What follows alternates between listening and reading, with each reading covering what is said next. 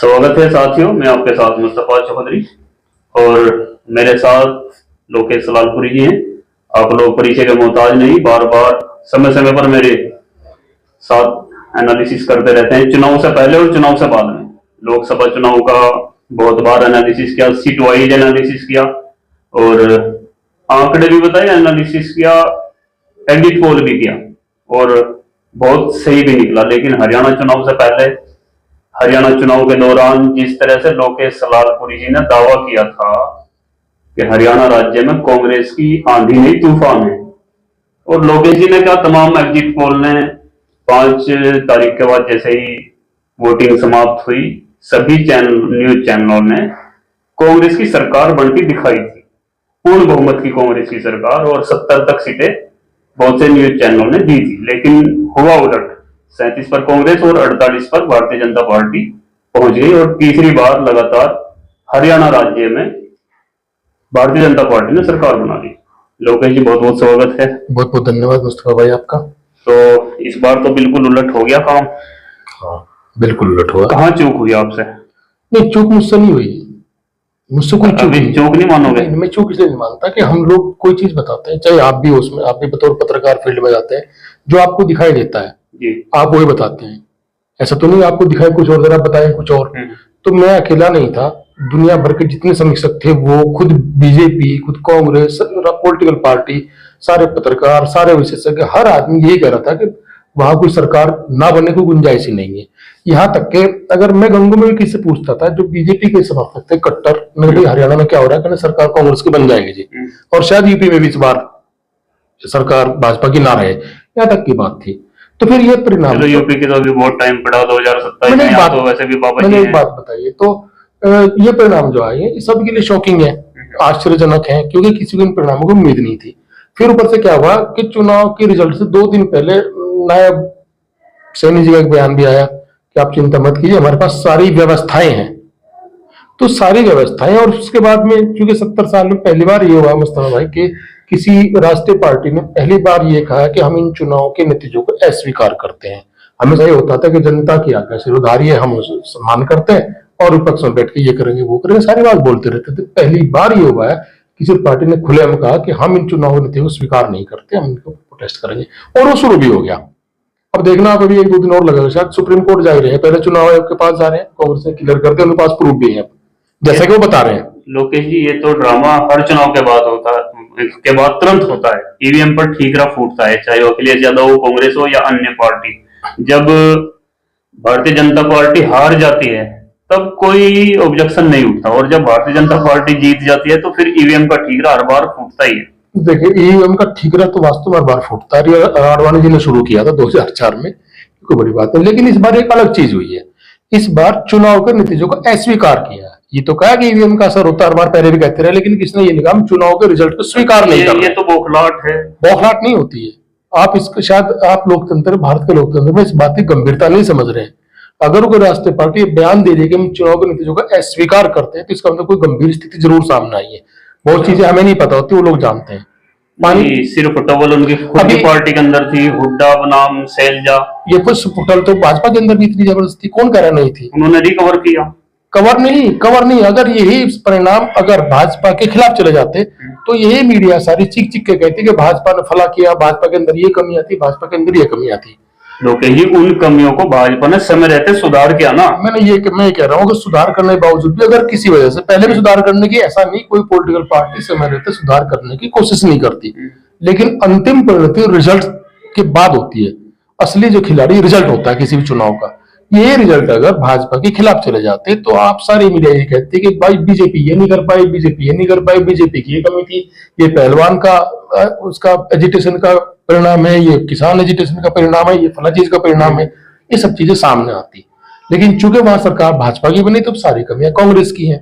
वही कांग्रेस जिसकी चुनाव पोलिंग तक भी हवा थी, कोई नहीं कह रहा था कि सरकार नहीं बनेगी, तो तब कहां चली गई थी कमियां ये? जब आप सभी लोग कह रहे थे, हम भी कह रहे थे, सारे समीक्षक कह रहे थे कि नहीं सरकार 100% बन रही है, तब ये कमी क्यों नहीं थी? सभी कह रहे थे, और शायद इसीलिए ओवर कॉन्फिडेंस में कांग्रेस थी, और जो सीट वाइज जो कमियां थी उन पर कांग्रेस ने ध्यान नहीं दिया, और भारतीय जनता पार्टी, क्योंकि उन्होंने लग रहा था कि आप हार सकते हैं, उन्होंने कमियां दूर की, और उसका नतीजा हुआ वो अपने वोट को बूथ तक लेकर गए अच्छा और क्या चुनाव कमी, जीते। अच्छा चलिए मैं आपसे पूछता हूँ, उन्होंने कौन कौन सी कमी दूर की, आप बताइए कि उसने उन्होंने ये कमी दूर की। कुछ भी क्यों, मैं कांग्रेस की नहीं। कामयाबी बताता हूँ नहीं, आपसे। कांग्रेस की नहीं, आप ये बताइए मुझे कि चूंकि तीसरी बार वहां सरकार बनी है और हरियाणा का इतिहास टूट गया इस बार, पिछली बार भी इनकी सरकार कैसे बनी सबको पता है। तो मैं ये पूछना चाह रहा हूँ कि पिछले 5 साल में क्या तो परिवर्तन है, क्या भाजपा ने अच्छा किया, अगर अच्छा नहीं किया तो इस चुनाव में जो दिक्कतें थी उनके सामने, जब लग रहा था कि चुनाव में सरकार इनकी नहीं बन पाएगी, तो वो कौन सी कमियां इन्होंने ठीक की, जरा मुझे एक दो चीज मैं बताइए। बताता हूँ आपसे। जी जैसा कि पूर्व में भी कांग्रेस वहां पर सरकार में रही है जी और भारतीय जनता पार्टी मात्र अभी 10 सालों में वहां पर सरकार में रही थी। और जब ये हवा थी कि भाई कांग्रेस सरकार आएगी, और फिर भारतीय जनता पार्टी ने ये लोगों को समझाने की कोशिश की कि इनका शासन आपने पहले भी देख चुके हैं, और खर्ची पर्ची चलती थी। ये मुद्दा बहुत काफी चला कि एक बिरादरी विशेष के युवाओं को नौकरी मिलती थी, कारोबार एक बिरादरी विशेष को मिलते थे। तो ये समझाने में कहीं ना कहीं मुझे ऐसा लगता है भारतीय जनता पार्टी बैकवर्ड और अन्य लोगों को समझाने में कामयाब हुई। ये फिलहाल एक तरीके से ट्रेंड खड़ा किया जा रहा है, चूंकि चुनाव में गंभीर सवाल उठ गए। मैं आपको बता रहा हूँ, अगर ये जाट वर्सेज आप जो इशारा कर रहे हैं, जाट वर्सेज अदर कास्ट का कर रहे हैं, ठीक है ना, यानी कि जाट एक तरफ रहे और अदर कास्ट एक तरफ चली गई। कुछ सीट ऐसी जाट बाहुल्य सीट है, वहां ज्यादातर वोट जाटों का ही है, वो तो वहां भी हार गई कांग्रेस। तो अब जाट बहुल सीट है, हर शिकारा चुनाव कुछ मैदान में है, कुछ सीटें अब ऐसी, जाट हर शिकारों को भी वोट दे रहा है और कांग्रेस के बस प्रत्याशी को भी वोट दे रहा है। यही वो खेल है, यही नहीं समझ पा रहे। मैं बार बार यही बात कहना चाह रहा हूँ। अब जो सवाल का माप देख लिए, धर्म सिंह छोक्कर निर्दलीय प्रत्याशी है, रविंद्र मछरोली। तो ये किसका वोट कटा? भारतीय जनता पार्टी को ये लाभ मिला, ना कि ईवीएम का। नहीं, आप गलत कह रहे हैं, मेरा विश्लेषण यहाँ थोड़ा अलग किस्म का बताओ क्या है। मैं ये कहना चाह रहा हूँ कि जो जनता आपके जजपा वाले दुष्यंत चौटाला को एक भी सीट नहीं देती, क्यों नहीं देती? तो इस बात का गुस्सा था कि पिछली बार बीजेपी के साथ गए। आप बात को जरा गहरे समझने की कोशिश करना मुस्तफा भाई, यानी जनता में ये रोष था कि बीजेपी के साथ क्यों, जब पिछली बार हमने भाजपा को हरा दिया था और चूंकि कांग्रेस मजबूत नहीं थी तो हमने जजपा को वोट दिया था ताकि इनकी सरकार ना बन पाए और विपक्ष से जजपा मिला के सरकार बना ले। तो ये भाजपा के साथ क्यों गई? इस गुस्से में अगर वही जनता इसी चुनाव में जजपा को एक भी सीट नहीं देती, इसका मतलब गुस्सा था भाजपा के खिलाफ या नहीं था? हाँ या ना? तो आपका मतलब कहना क्या है कि गड़बड़ी हुई? देखो, आप पहले पूरी बात, आप कहीं से कहीं जंप मार रहे हैं सवाल में। जब आप एक सवाल पूछते मैं जवाब दे रहा हूं, आप वहां टिकते नहीं है। आप ये बताइए, क्या वो गुस्सा जनता के अंदर था या नहीं था? जजपा के खिलाफ था ना? जजपा के खिलाफ था ना? बीजेपी के खिलाफ नहीं था ना? जजपा के खिलाफ क्यों था? क्योंकि बीजेपी के कुछ भी कारण नहीं, एक ही कारण, क्योंकि बीजेपी के साथ चले गए थे वो। क्योंकि वो बताता था कि चाबी मेरे हाथ में है, और जनता ने ये सोचा कि चाबी डायरेक्ट दो, किसी तीसरे के हाथ में चाबी मत थमाओ। ये तो आप कहना चाह रहे हैं, ऐसा नहीं है। वो नहीं तो फिर कम से कम जजपा को फिर दोबारा सीट मिल जाती अगर यही बात है। खेल कहाँ हुआ है? इन्होंने जो मैनेज चुनाव किया है ना, चूंकि अब तो ये बात सामने आएगी कि मशीन की जरिए गड़बड़ी। आज खबर है कि चुनाव आयोग 20 मशीनें सील करने जा रहा है। 20 मशीनें? जी, जो जिनमें 99% बैटरी वाली बात है, वो मशीनें सील हो रही हैं।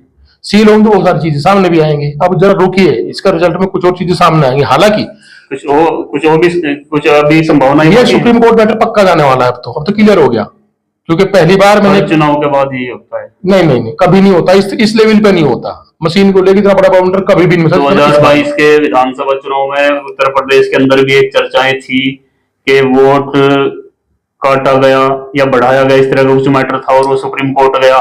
ये तमाम बातें थी, लेकिन बातें ही रही, ये कभी निकल करके नहीं आया। नहीं, सुप्रीम कोर्ट में मैटर नहीं जा पाया था ढंग से। सही बात ये, इस बार चर्चाएं उठी थी ना? चर्चा हर बार उठती, लेकिन उन्होंने ये 2022 के चुनाव में अखिलेश ने यही नहीं कहा मैं चुनाव परिणाम को स्वीकार करते हैं। आप इस बात को क्यों नहीं समझना चाहते? इसका एक पहलू और भी लगता है कि शायद जनता ने जैसे कांग्रेस को नकारा और भारतीय जनता पार्टी को जिताया, तो ये जो कांग्रेस वाले लोग हैं, जनता में अपना विश्वास बनाए रखने के लिए। इस बात पे बिल्कुल सहमत नहीं हूँ कि जनता ने कांग्रेस को नकारा। रिजल्ट तो बता रहे, रिजल्ट तो कुछ ही बता सकते। रिजल्ट पे तो पूरा खेल चल गया। इस बार रिजल्ट आए कैसे? अच्छा, अब ये बताओ, विश्वास किस पर किया जाए? चुनाव आयोग पर विश्वास नहीं है? फिर चुनाव आयोग पर कहां विश्वास है? चलो आप मुझे बता दीजिए, ये चुनाव आयोग आपको दूध का धुला लगता है? मैं प्रूव करूं कि नहीं है? मैं साबित करूं कि चुनाव आयोग दूध का धुला नहीं है? मैं 1 मिनट में साबित कर देता हूं। सुप्रीम कोर्ट के चीफ जस्टिस ने व्यवस्था दी कि चुनाव आयुक्त की नियुक्ति 3 लोग करेंगे, पीएम, विपक्ष का नेता, नेता प्रतिपक्ष और सुप्रीम कोर्ट का एक जज उसमें शामिल होगा, चीफ जस्टिस शामिल होंगे, जी। तब चुनाव आयोग की नियुक्ति होगी। तो ऐसी कौन सी मजबूरी मोदी सरकार के सामने थी कि उन्होंने इस नियम को, इस व्यवस्था को लोकसभा में बाकायदा विधेयक ला करके बदल दिया? क्यों बदलने की जरूरत पड़ी? उसमें सरकार का बहुमत हो गया, उन्होंने सुप्रीम कोर्ट का हटा दिया, नियुक्ति करने में बहुमत सरकार का हो गया। हाँ, यानी सरकार ही नियुक्ति कर पाएगी, सरकार ही नियुक्ति कर पाएगी। इसका दूसरा पहलू मैं आपको बताता हूँ, सरकार किन लोगों ने चुनी? जनता ने चुनी। तो फिर सरकार के नुमाइंदों पर विश्वास तो होना जनता ने चाहिए। विपक्ष वाले तो चुने हैं, और जनता कितने परसेंट वोट पे चुनेगी सरकार है भाई? 37% वोट, तो 63% तो विरोध में ही है। ये जो लोकतंत्र की व्यवस्था है उसी हिसाब से चुनी, कोई नया तो है तो नहीं। लोकतंत्र की व्यवस्था तो ये कांग्रेस भी अगर पहले सरकारों में रही है तो इसी प्रतिशत के साथ रही होंगी, 50+ के साथ, तो उनकी भी सरकारें नहीं बनी होंगी। 50+ की हम बात ही नहीं कर रहे मुस्तफा भाई, हम ये कह रहे हैं कि अगर 33% सरकार को वोट मिला है, जो सरकार सत्ता में है, तो 63% या 67% विरोध में पड़ा है ना, तो विरोध की आवाज कहाँ? वो भी तो कहीं होना चाहिए। जब एक व्यवस्था है हमारे लोकतंत्र की, जितने ऐसे पद हैं उनके चुनने के लिए विपक्ष का नेता जरूरी है, सब ये शुरू से व्यवस्था है लोकतंत्र की, संविधान की। तो या तो आप ये कहना चाह रहे हैं कि संविधान की जरूरत नहीं है, माफ करना, मुझे आपकी इंटेंशन ये नजर आई आपके सवालों से।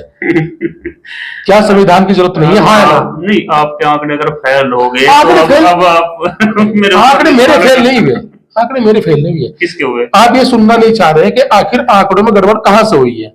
नहीं, मुझे तो ऐसा लगता है, क्योंकि मैं भी फील्ड में रहा हूँ बहुत बार, मुझे ऐसा लगता है बीजेपी का अधिकतर वोटर साइलेंट है, और उसको कहीं ना कहीं भांपने में न्यूज चैनलों को, सर्वेज एजेंसी को कहीं ना कहीं। मैं सर्वे देखिए, यहाँ आज की तारीख में हिंदुस्तान में जो चंद वो है ना, जिन्हें क्या बोलते हैं, जो वो करते हैं, वो उनमें से 3-4 लोग हैं फिलहाल सबसे मशहूर हैं वो लोग धोखा खा जाए अलग चीज है, और वो धोखा खाए दिखाए अलग चीज है। लेकिन एक आदमी है, वो यादव, क्या नाम है उनका, योगेंद्र यादव भी है, योगेंद्र यादव भी इनमें से शामिल है, जो सेफोलॉजिस्ट है, हिंदुस्तान के सबसे मशहूर सेफोलॉजिस्ट रहे एक जमाने में वो। तो अगर योगेंद्र यादव ये कह रहे थे कि नहीं, ऐसा नहीं है, सरकार बिल्कुल बदली जाएगी, उनका बहुमत, उनके एकमात्र योगेंद्र यादव ऐसे थे लोकसभा चुनाव में जिनका एग्जिट पोल अनुमान सच निकला था। उन्होंने 2 से 40 के आसपास ही भारतीय जनता पार्टी को सीटें दी थी, और वो आई थी। तो उन्होंने तो इसलिए उनकी तो विश्वसनीयता, उन्होंने इस चुनाव के बारे में क्लियर कहा, उन्होंने कहा 3 चीजें हैं, आंधी है, तूफान है, सुनामी है कांग्रेस की। आप तय कर लीजिए क्या चीज है। उन्होंने कहा बहुमत की दिक्कत नहीं, बात यह कि सीटें कहां तक जाएंगी। अब क्या कह रहे हो? कौन? योगेंद्र यादव। योगेंद्र यादव क्या कह रहे मुझे नहीं पता, लेकिन मैं बता रहा हूं कि ऐसा कोई भी सेफोलॉजिस्ट, ऐसा कोई भी विशेषज्ञ नहीं था जो कांग्रेस की सरकार बनने के लिए हामी नहीं भर रहा था, हर कोई कह रहा था। तो फिर क्या हुआ? तो सवाल एक, चलो मान लिया आप अगर कहीं सच भी हैं, और जो आप आरोप लगा रहे हो वो सच कल साबित भी। मैं नहीं लगा रहा हूं आरोप, गलत, आप मेरी बात जरा समझिए, मैं आरोप नहीं लगा रहा हूं। हम ये समझना चाह रहे हैं आखिर ऐसा क्यों हुआ। तो उसमें एक बहुत बड़ा फैक्टर ये भी उभर के सामने आया है कि कई ईवीएम को लेकर के बड़े गंभीर सवाल, पहली बार इतने गंभीर सवाल पहली बार उठे, जहां चुनाव आयोग को ये कहना पड़ा कि शायद हम ये 20 मशीनें सील करेंगे। अगर भारतीय जनता पार्टी या चुनाव आयोग कुछ गड़बड़ी कर सकता है और करता है, तो 2024 के लोकसभा चुनाव में भारतीय जनता पार्टी बहुमत से क्यों चूकती? हिमाचल का चुनाव भारतीय जनता पार्टी क्यों हारती? चलिए, पश्चिम बंगाल का चुनाव भारतीय जनता पार्टी क्यों हारती? मैं आपको जवाब देता हूं। हरियाणा ही क्यों जीतती? मैं आपको बता रहा हूँ, पिछले जितने चुनाव थे उनमें इतना जरूरी नहीं था बीजेपी की, खासतौर पर जो बीजेपी की फिलहाल जो टॉप लीडर्स हैं, जिन्हें हम कहते हैं, उनकी अस्तित्व दांव पे नहीं लगा हुआ था। हरियाणा चुनाव में, आप यकीन करें ना करें, हरियाणा चुनाव में इनका अस्तित्व दांव पे लग गया था। क्यों लग गया था? कि आरएसएस और भाजपा के अंदर एक तूफान खड़ा हो चुका था जबरदस्त तरीके से। अगर हरियाणा चुनाव मोदी जी ये भाजपा हार जाती, तो पक्का मान चलिए अगले 10 दिन के अंदर ही भाजपा में बहुत बड़े बदलाव होने वाले तय थे। गडकरी मुखर होने लगे थे, और बहुत से नेता मुखर होने लगे, बगावत की बू सामने आने लगी थी। गडकरी के बारे में जो है लोकसभा चुनाव के दौरान भी बोला जाता था। मैं कह रहा हूं और भी बहुत लोग हैं। अभी क्या चल रहा था सबको पता है कि ये कह रहे थे अध्यक्ष हमारी पसंद का बने, लेकिन नहीं, संघ ने कहा अध्यक्ष हम अपने हिसाब से बनाएंगे। तो भाजपा में इस तरह की चीज चल रही थी। अगर ये चुनाव ये ना जीत पाते तो उनकी स्थिति खराब होने वाली थी, और सत्ता हाथ से कोई नहीं जाने देना चाहता। दूसरी बात, अभी भी इस रिजल्ट का पटाख से मेरे हिसाब से तो नहीं हुआ। देखिए क्या कुछ और होगा। जिस तरह से कांग्रेस इस मुद्दे पे लेके खड़ी हो गई है, पूरी तरह मुखर हो गई कि ये गड़बड़ हुई है, वो उसने पहली बार ठोक कर कहा गड़बड़ हुई है, उन्होंने प्रूफ दिया, वीडियो भी आ गया। तो हर बार अब तो वीडियो भी आ हर बार गया, बोलते हैं। मशीन बदले जाने के वीडियो आ गई, 99% बैटरी की वीडियो आ चुकी है। हर बार आती है इस तरह की वीडियो। नहीं, ये कभी नहीं आगे 99% बैटरी की वीडियो आई हो। 99% ही अलग होगा, लेकिन के मशीन बदली गई गाड़ी में भरकर मशीनें जा रही हैं, ये हुआ, ये हर चुनाव के बाद होता है जब भारतीय जनता पार्टी हारती है, अब वो जीतती है। नहीं, ऐसा नहीं है कि जीत तभी होता है, तो हार तब भी होता है, दूसरा वाला करता है, कोई ना कोई करता जरूर है। भाजपा ने भी ऐसा कहा जब चुनाव आ रहे हैं कि गड़बड़, लेकिन इसलिए नहीं बोलना चाहिए सत्ता में है। तो अगर मैं सत्ता में होते हुए बीजेपी ने पहली बार कहा था कि चुनाव हम ईवीएम की वजह से आ रहे, जो आडवाणी जी सत्ता में थे। मैं दूसरे शब्दों में बोलूं तो कांग्रेस हारी है, आप नहीं हारे अभी तक अपने एनालिसिस में। मैं पार्टी कहाँ हूं? नहीं, आपका जो अनुमान है। मैं फिर कह रहा हूं, मेरा अकेले का अनुमान होता तो चलो आप मुझे कह देते, मैं भी कह देता हूँ हाँ ठीक है मैं हार गया, लेकिन मेरा अपना अकेले का अनुमान कहा था? ऐसा कौन सा एग्जिट पोल था, ऐसा कौन सा विशेषज्ञ था, ऐसा कौन सा समर्थक था? खुद आप भी कह रहे थे जहां सरकार तो कांग्रेस की बनेगी, आपके फील्ड में घूम गए थे। मैं जिस सीट पर घूम कर आया था वहां पर कांग्रेस जीत गई। आपने और उसी सीट को जो है अंदाजा सैंपल सीट अंदाजा लगा रहा। आप एक सीट पर गए थे, बाकी पत्रकार दूसरी सीट पर गए थे, तो वो भी तो ये करते कौन सरकार बने, तो आप अकेले पत्रकार तो थे नहीं। ये दावा आप इसलिए कर रहे हैं कि शायद जिस तरह एग्जिट पोल दिखा रहे थे और उसके विपरीत नतीजे आए, ये भी एक सबूत के तौर पर आप पेश कर रहे हैं। नहीं, मैं कह रहा हूं, मैं ये कह, आप मुझे कह रहे हैं कि आप हार गए, मैं अकेला नहीं था, हर कोई, सारे विशेषज्ञ, सारे सेफोलॉजिस्ट, चलिए एग्जिट पोल को आप छोड़ दिए। नहीं, इसीलिए सवाल ऐसा कौन पत्रकार था जो ये नहीं कह रहा था कि कौन सरकार नहीं मैं वही तो जानना चाह रहा। एक सवाल यही तो बनता है ना कि जब सभी सेफोलॉजिस्ट, सभी एग्जिट पोल, सभी इंसान ये बता रहे थे कि कांग्रेस की सरकार आएगी और नहीं आई, तो ये सवाल बना ना कि जब सब बोल रहे थे तो क्यों नहीं आई? लेकिन साथ में कुछ चीजें भी आई ना, काउंटिंग के बीच में ही, ये तभी सवाल, पहली बार काउंटिंग के बीच में सवाल उठने शुरू हुए थे कि ये हो क्या रहा है, जब 2 सवा 2 घंटे तक लगातार एक ही फिगर पर अटका रहा चुनाव आयोग की वेबसाइट, वहां की स्लो क्यों हुआ है? आमतौर पर छोटा सा ये तो बोलने की बात नहीं मुस्तफा जी, आपने कितने चुनाव देखे? आपने कितने चुनाव देखे? जो हारता है वो बोलता ही है। मैंने बहुत चुनाव देखे। कितने देखे हैं? जो हारता है वो इस तरह की आपने कितने चुनाव देखे हैं? करीब 10 साल से तो मुझे 10 साल देख रहे हैं, ठीक ठाक जानकारी है। 10 साल के बीच जो भी चुनाव हुए और जो पार्टी हारती है वो इसी तरह बोलती है। मैं 1980 चुनाव को देख रहा हूँ, और जब बैलेट से चुनाव होते थे तब भी, जब बैलेट चुनाव होते तब आमतौर पर 24-25 घंटे के अंदर रिजल्ट आ जाते थे। अब ईवीएम से चुनाव होते हैं, ईवीएम मशीन में बहुत ज्यादा लंबा नहीं लगता, और अगर चुनाव आयोग, जब से बीजेपी सरकार आई, जहां जहां भी दिक्कत आने लगी तब से चुनाव लंबा खींचने लग गया। अरे आपके पास मशीन आई, खुल गई सारी, कितनी मिनट लगती है एक बूथ की कैलकुलेशन करने में? और आप छोटे से प्रदेश, 90 सीट कुल, 15-16 राउंड की काउंटिंग होनी है, आप शाम तक रिजल्ट नहीं दे पा रहे हो, क्यों भाई? कुछ तकनीकी कमियां भी होती है। वहां वो तकनीकी कमी संदेह के घेरे में है। अच्छा, और दूसरी बात मुस्तफा भाई, मैं लोकेश सलारपुरी हूं जी, मैं बता सकता हूं, मैं ईवीएम नहीं हूं जो रिजल्ट दे दूं। रिजल्ट ईवीएम देती है, ईवीएम पे गहरे सवाल है, बात ही खत्म होगी ना। गहरे सवाल है 2024 के, और ईवीएम का लगातार सवाल है। हर एग्जिट पोल में एक होड़ सी लगी हुई थी भारतीय जनता पार्टी को 400 पार कराने में। सबने बहुमत दिया था भारतीय जनता पार्टी को, सबके चुनावी सर्वे फेल हुए और भारतीय जनता पार्टी में 240 पर अटकी। तो फिर तो यहाँ भी सवाल होना चाहिए ना? नहीं, तो वहां भी फेल हुए थे। नहीं सर्वे यहाँ भी फेल हुए। उस चुनाव में मेरी आपकी कई बार बात हुई, लगातार कैमरे के सामने बात हुई, हर बार हम जितनी सीट का अनुमान लगाते लगभग वही रिजल्ट आया। और मैं शायद सबसे पहला और अकेला आदमी था शुरुआत से जो कई महीने पहले कहना शुरू कर दिया कि यूपी में बीजेपी को बहुत नुकसान होगा। मैं वजह भी बता रहा था आपको, मैं ये भी बता रहा था कि बीजेपी का आपस के मोदी योगी का 36 का आंकड़ा इसमें बड़ा फैक्टर होगा। वो हुआ कि नहीं हुआ? हुआ कि नहीं हुआ? और अगर सरकार नहीं बनी तो उसमें सबसे बड़ा फैक्टर कौन था? यूपी ही तो था कि नहीं था? रास्ता रोक दिया एक तरह से बहुमत। अब आप दूसरी बात पाइए कि वही चुनाव, वही हुड्डा तब भी कांग्रेस वहां थी हरियाणा में, लोकसभा चुनाव 2024 में हुए, वो भी वही हुड्डा थे, वही शैलजा थी, वही कांग्रेस थी, वही बीजेपी थी, वहां 5 सीट हार गए। जो लगातार 10-10 सीट सारी सीट लेकर आ रहे थे, वो 5 सीट वहां हारे। ऐसा क्या गजब आया? मुझे इन सवालों का जवाब नहीं मिल पा रहा कहीं से भी। हो सकता मैं गलत हूं, हो सकता आप सही हो, लेकिन कुछ चीजें ऐसी हैं जो संदेह में है कि आखिर ऐसा क्या होगा पिछले कुछ महीनों, बल्कि कुछ दिनों में, बल्कि कुछ घंटों में कि रिजल्ट पलट गए। तो कुछ और जवाब का इंतजार है, अभी कुछ संभावनाएं हैं। आप पत्रकार हैं, आप देखती हैं कि क्या क्या चल रहा है। आप जरा कांग्रेस की वेबसाइट पे जाइए, चुनाव आयोग की वेबसाइट पे जाइए, विपक्ष की बातें सुनिए। कांग्रेस की तो बात ही ना करे, वो तो हारी हुई है, वो तो पता नहीं क्या क्या बोलते हैं। अब उनकी बातों पर यकीन करें तो कल शायद कांग्रेस की सरकार बन जाएगी। यहाँ अभी शायद कल ही जो है हरियाणा सरकार बर्खास्त हो जाएगी और कांग्रेस की सरकार बन जाएगी। अगर आप कांग्रेस के ऐसा तो कोई, लेकिन एक प्रोसेस चला है, हो सकता है सरकार टिकी नहीं, लेकिन एक प्रोसेस चला है, तो शायद गंभीर सवाल है, इनका कुछ ना कुछ रिजल्ट जरूर आएगा। वो रिजल्ट क्या आएगा मुझे नहीं पता, मुझे किस लिए नहीं पता, मुझे नहीं पता किस लेवल पे चीज को उठाया जाएगा, लेकिन ये पक्का मान चलिए कि पहली बार ईवीएम को लेकर पहली बार सबसे गंभीर सवाल खड़े हुए हैं। नतीजों पे रोक लग सकती है, संभव है। संभावना बिल्कुल संभव है। अगर सही ढंग से कुछ चीज रखी नतीजे पर रोक लग सकती है, कोई बड़ी बात तो नहीं खैर है। ये समय बताएगा। वैसे आज हरियाणा में तीसरी बार लगातार भारतीय जनता पार्टी सरकार में है। नायब सिंह सैनी तीसरी बार मुख्यमंत्री है, पूर्ण बहुमत के साथ है। कांग्रेस की हार की वजह क्या है? कांग्रेस का आरोप है गड़बड़ी का, और लोकेश जी को भी अंदेशा है कि कहीं ना कहीं गड़बड़ी हुई है। क्या होगा ये भविष्य में पता चलेगा। आपकी क्या राय है पूरे हरियाणा चुनाव को लेकर? कमेंट बॉक्स में जरूर अपनी राय दें। और लोकेश सलालपुरी जी के नाम से एक नया चैनल आ गया है, लोकेश सलालपुरी जी के नाम से। आपसे रिक्वेस्ट है कि ज्यादा से ज्यादा सर्च करके इनके चैनल को भी सब्सक्राइब जरूर करें। नहीं, आप अपने डिस्क्रिप्शन में उसका वो डालते लिंक डालते हैं। ये मैं भी डिस्क्रिप्शन में लिंक भी डाल दूंगा, आप सभी सब्सक्राइब जरूर करें।